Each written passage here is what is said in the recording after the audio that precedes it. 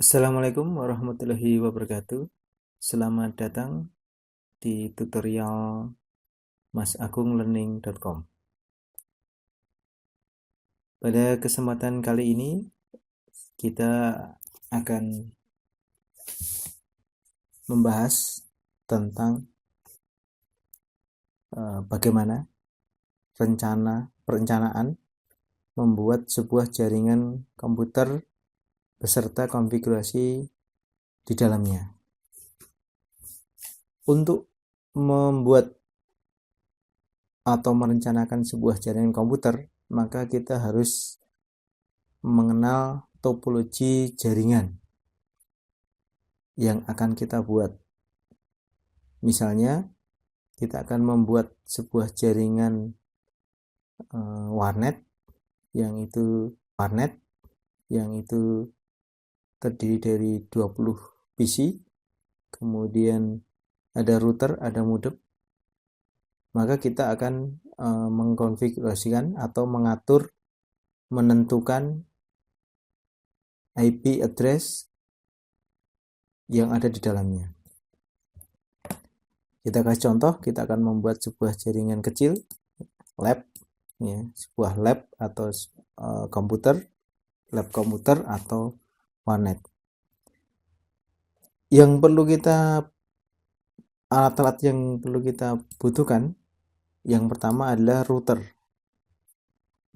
Router ini adalah berfungsi sebagai pengatur lalu lintas jaringan, sehingga apapun yang ada aktifan komputer di situ maka harus melewati router dan bisa di manajemen oleh router itu sendiri. Ada beberapa produk router ya yang sudah terkenal, yaitu ada Cisco, ada Mikrotik router, ada juga Juniper dan Ubiquiti. Kali ini kita akan menggunakan Mikrotik. Jadi router ini nanti adalah sebagai sentral dari jaringan itu sendiri. Di sini ada router, ya, kita namakan router utama. Router ini nanti akan terhubung dengan modem. Ya, kita modem. Ya.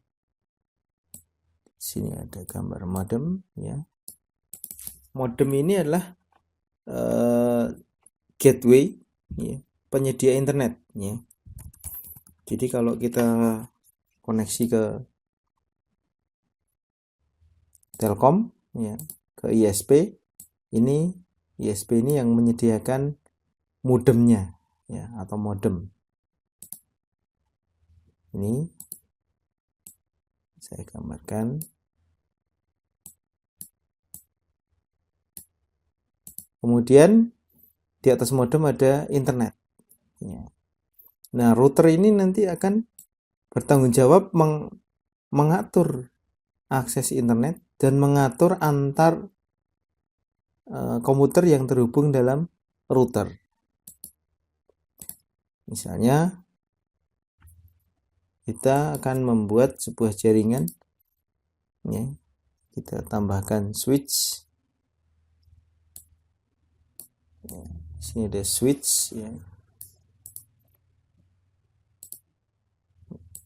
Kita sambungkan switchnya.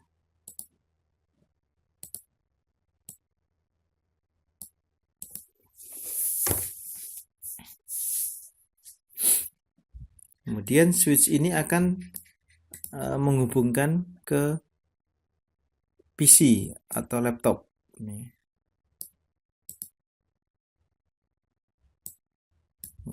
Kita hubungkan.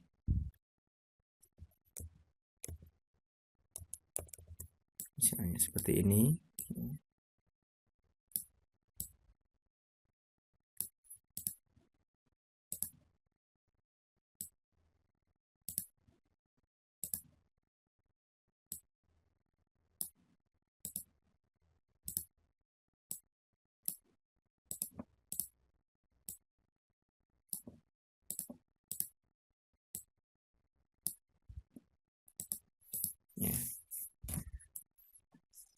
Jadi tugasnya router di sini adalah untuk mengatur jaringan yang ada di bawahnya. Di mana jaringan yang ada di bawah ini nanti akan melakukan aktivitas keluar, ya, yaitu melakukan aktivitas internet, ya, melewati modem. Maka router ini yang nanti akan membolehkan atau memblokir akses dari klien yang akan keluar menuju internet. Jadi di sini adalah jalur internet.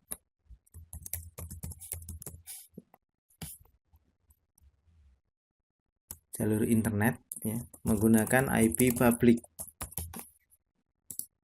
Kemudian di sini, ya, ini adalah jalur route atau gateway. Kemudian di sini adalah jalur LAN, local area network. Di sini menggunakan jalur LAN. Ketika kita mengakses ke internet publik atau IP publik, ini IP ini sudah diatur oleh pihak ISP, sehingga dari modal sembarangan melakukan setting IP, ya, karena sudah disetting otomatis oleh pihak ISP, sehingga secara default misalnya IP-nya adalah 192.168.11/24.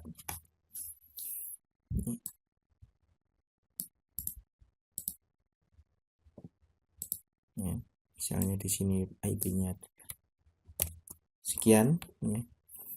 Ketika kita membaca /24, ya, berarti ada alokasi modem ini akan memberikan alokasi IP sebanyak 2 pangkat, ya, 32, ya, di total 32 min 24, ya, dikurangi 2, ini sebanyak 254 host, ya. Jadi modem ini bisa dikoneksikan sebanyak 254 IP address, ya. Tapi karena modem ini nanti internet ini akan diatur oleh router, maka cukup modem ini yang jalur modem ini yang langsung terhubung ke router. Jangan menambahkan lagi lewat modem sehingga tidak bisa terkontrol dengan baik. Berarti jalur di sini, ya, di router ini kita bisa memberikan IP address antara 1 sampai 254. 2 sampai 254. Karena 1 sudah dipakai oleh modem default dari ISP itu. Sehingga kita bisa buat misalnya modemnya untuk router, ya, 192.168.12.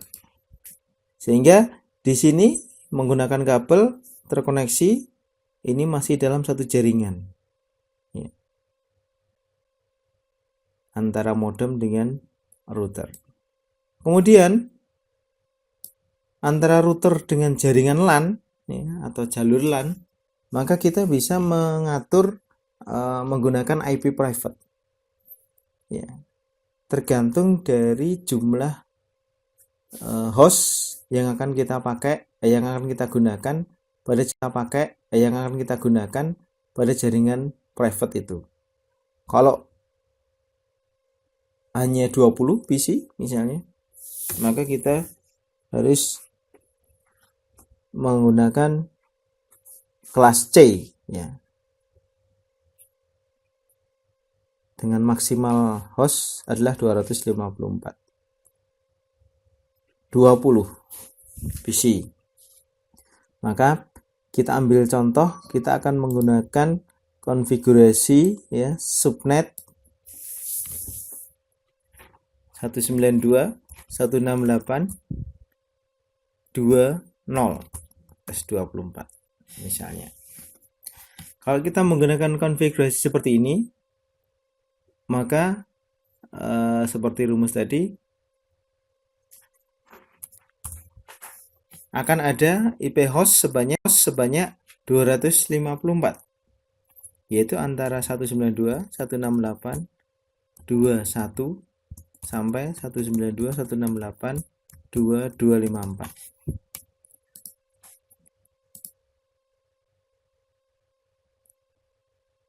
Di mana alokasi IP address ini akan digunakan oleh router, ya, kemudian digunakan oleh interface di bawah router LAN ini.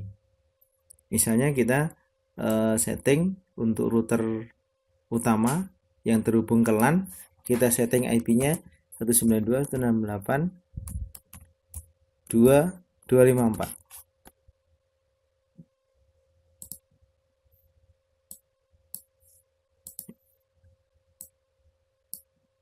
Kita setting di sini.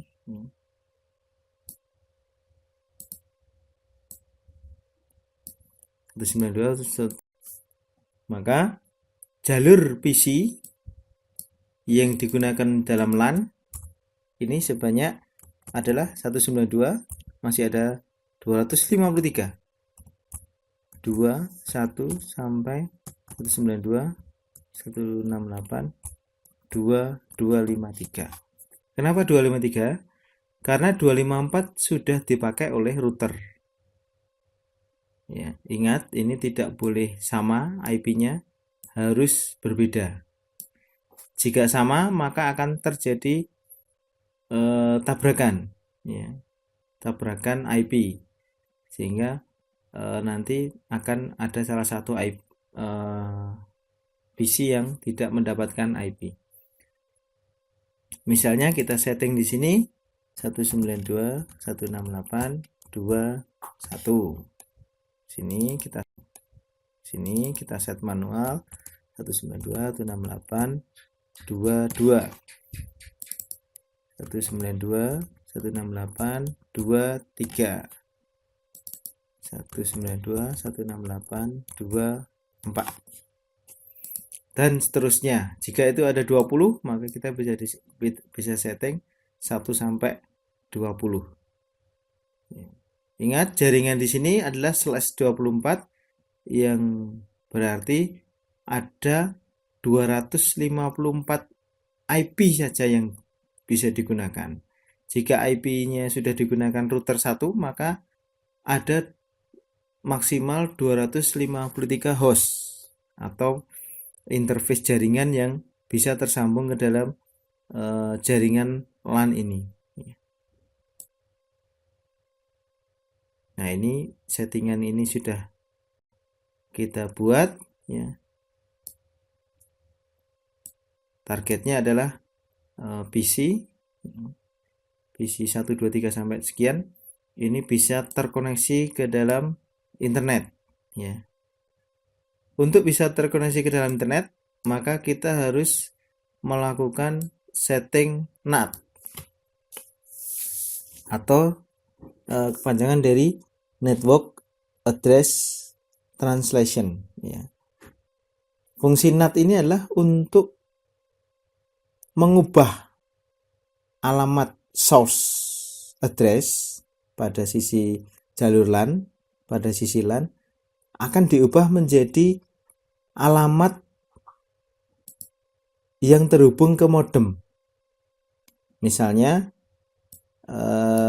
ini PC 1 misalnya. Ini akan terhubung ke, ya, kita buat ilustrasi di sini, ya. PC 1, ya. Source address-nya adalah 192.168.2.1. Kemudian akan terhubung, ya, terhubung atau terkoneksi ke 2222.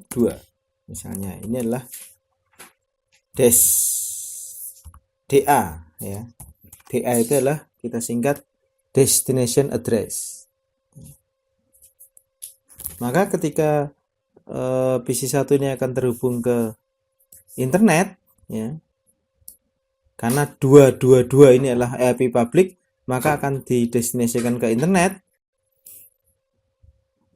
Router ini harus bisa mengubah alamat source address 192.168.21 milik PC1 harus bisa dirubah menjadi alamat 192.168.12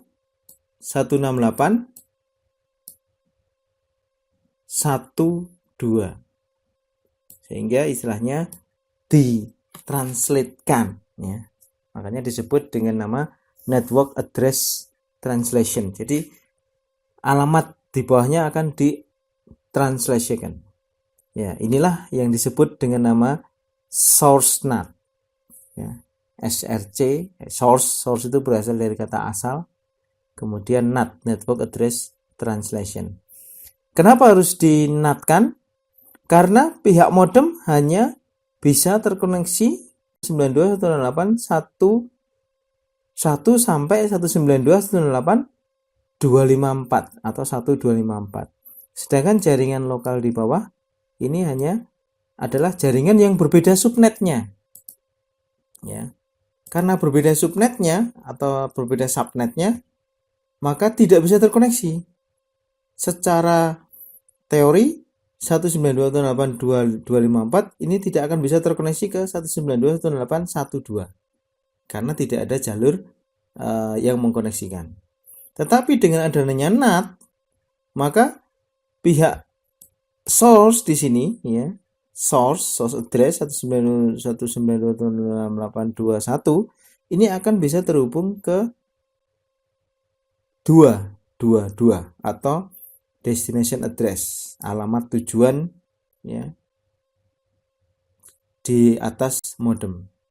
Kemudian dengan cara dinatkan atau dirubah source address dari 192.168.21 ini dirubah menjadi alamat source address milik router ini yang terhubung ke modem, yaitu 192.168.12. Sehingga ketika ini berubah menjadi 12, maka akan terhubung ke 11 karena gateway-nya adalah 11. Terus seperti itu sampai ke tempat tujuan.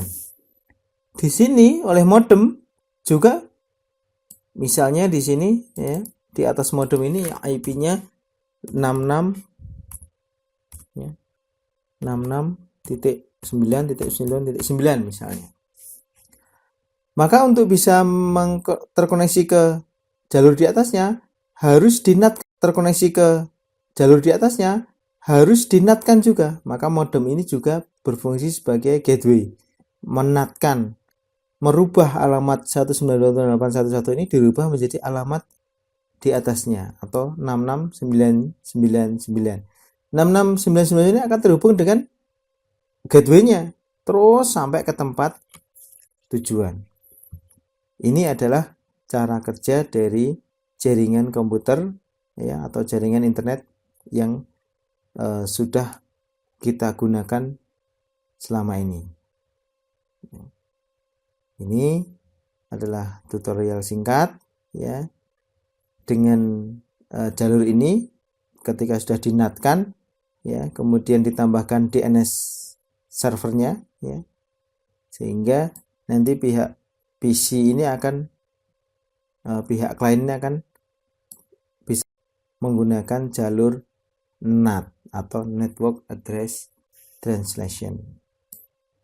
Demikian tutorial jaringan sederhana ya, membuat jaringan sederhana kali ini ya. Semoga bermanfaat dan selamat bertemu lagi pada tutorial yang lain.